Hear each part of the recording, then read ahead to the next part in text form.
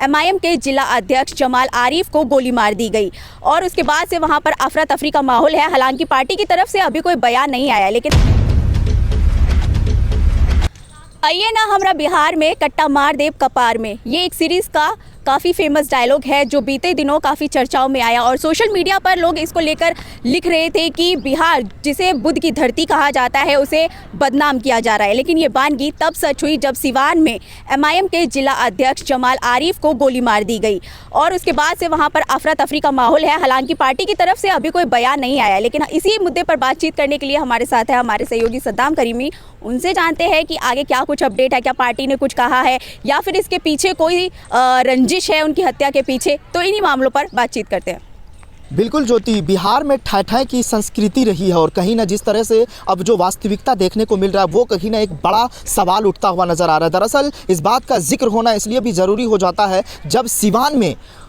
MIM के जिला अध्यक्ष आरिफ जमाल को गोली मार दी जाती है और उसके बाद जिस तरह से बदमाश फरार हो जाते हैं। अभी तक कोई कार्रवाई नहीं हुई है। पुलिस का बयान आता है जो वहाँ पर जो पुलिस बयान देते हैं कि अभी सीसीटीवी फुटेज खंगाला जा रहा है और उसके बाद जल्द से जल्द बदमाश जो फरार हुए हैं उस पर कार्रवाई होगी। लेकिन असदुद्दीन ओवैसी का इस पर कोई बयान नहीं आया है। हो सकता है ये मामला संज्ञान में आया हो, लेकिन उनका कोई आधिकारिक बयान जैसे कि ट्विटर पर या फेसबुक पर या किसी मीडिया कर्मी को उन्होंने नहीं दिया है। लेकिन अख्तरुल ईमान या फिर एमआईएम के बिहार पेज से उनका जो है जिस गोलीकांड की जो घटना हुई है उसको कहीं ना कहीं शेयर किया गया। लेकिन एक बात को लेकर बड़ा सवाल है, चाहे मैं तेजस्वी की बात करूं और नीतीश कुमार की बात करूं, वो अगस्त का वो साल याद कीजिए और माफ़ कीजिएगा अगस्त का वो महीना याद कीजिए ज्योति, और जब जो है जेडीयू और आरजेडी की मिलकर एक सरकार बनी थी और उसके बाद जिस तरह से गृह राज्य मंत्री उस वक्त हुआ करते थे नित्यानंद राय, उन्होंने एक आंकड़ा शेयर किया था। उसमें साफ तौर पर इस बात को लेकर जिक्र किया गया था कि किस तरह बिहार में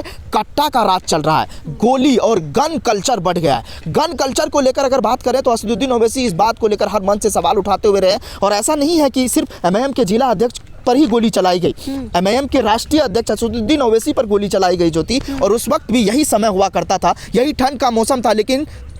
अंतर दूसरा था। विधानसभा चुनाव हुआ करते थे उस समय और हुआ करता था और उस वक्त चुनाव प्रचार के दौरान असदुद्दीन ओवैसी वहां गए थे और टोल प्लाजा पे किस तरह गोली चलाई गई और गनीमत रही कि उन पर कुछ जो है जान का नुकसान नहीं हुआ। लेकिन जिस तरह से सिवान में आरिफ जमाल को पर जिस तरह से गोली चलाई गई वो कहीं ना कहीं अत्यंत दुखद है और इसको लेकर कहीं ना कहीं इस मामले को बड़ा सा जो है कहीं ना कहीं इनको लेकर जो है संज्ञान में लेना चाहिए और तेजस्वी और नीतीश कुमार को सोचने की ज़रूरत है। क्योंकि ये अगर वही मामला अगर वही जहन में इंसान को रहेगा कि अरे यादव की सरकार है, अगर जो होगा देख लेंगे और जो है कहीं ना कहीं तेजस्वी की छवि को धूमिल करने की कोशिश होगी, ये अगर उस पर संज्ञान नहीं लेते हैं, अगर देखने वाली बात होगी। क्योंकि जिस तरह से उन पर गोली चलाई गई है और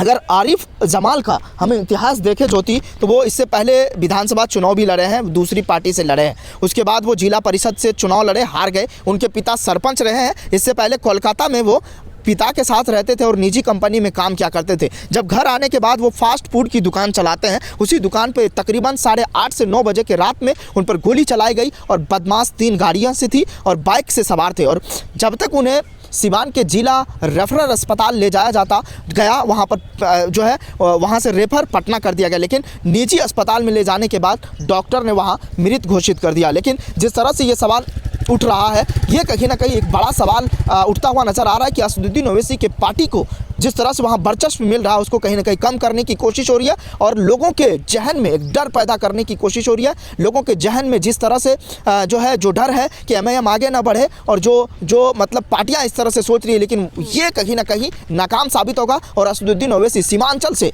चुनाव लड़ेंगे और ये वही सिवान है शहाबुद्दीन की धरती और शहाबुद्दीन साहब जो आरजेडी के झंडा को बाखूबी बुलंद किया है ज्योति, आज उसी सिवान में देखिए क्या हो रहा है। अगर शायद ओसामा साहब एमआईएम में आते हैं तो बड़ी खुशखबरी होगी, क्योंकि हालात देख ही रहे हैं, हालात सबके सामने हैं, हालात जैसा भी निकल के आ रहा है ये कहीं ना कहीं एक बड़ा सवाल है। लेकिन पुलिस जिस तरह से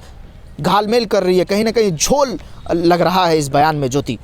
बिल्कुल सद्दाम, लेकिन अगर हम बिहार में जो गठबंधन सरकार है उसके बाद जो अब तक आपराधिक मामले हुए हैं, अगर उसके आंकड़ों की बात की जाए तो जो अब तक हत्या हुई है वो हुई है 2070, और जो हत्या का प्रयास किया गया है वो है 700, रेप हुए हैं 345, अपहरण का जो मामला है वो है 144, लूटपाट 541, गोलीबारी 258, चोरी 599, हमला 132 और रंगदारी 59, यानी कि कहा जा सकता है टोटल 4848 ऐसे मामले हैं जो कि बिहार गठबंधन सरकार के बाद ऐसे ये मामले आए हैं। तो देखा जा सकता है कि कहीं ना कहीं ये भी कहा जा रहा है कि सोशल मीडिया पर कि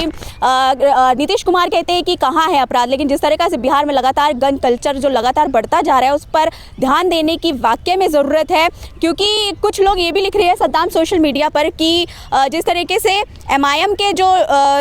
नेता थे वो तेजस्वी यादव की पार्टी में गए और जो उनके कुछ थे विधानसभा चुनाव से पहले उनके नेता MIM में शामिल हुए, तो कहीं ना कहीं ये भी देखा जा रहा है कि जो अब लोकसभा 2024 का चुनाव आने वाला है तो शायद जिस तरीके से MIM लगातार बढ़ती हुई नज़र आ रही है तो ये भी एक साजिश हो सकती है कि उनके ऊपर हमला किया गया। बाकी पुलिस अभी इस मामले पर छानबीन कर रही है, क्या कुछ मामला है वो निकलकर जब सामने आएगा वो हम आप दर्शकों को ज़रूर बताएंगे। लेकिन इस मामले पर आपकी क्या राय है आप हमें कमेंट कर ज़रूर बताएं। फिलहाल इस वीडियो में बस इतना ही, बाकी फिर मिलते हैं नई खबरों के साथ। शुक्रिया। चैनल को लाइक, शेयर एंड सब्सक्राइब करें और बेल आइकन दबाना ना भूलें।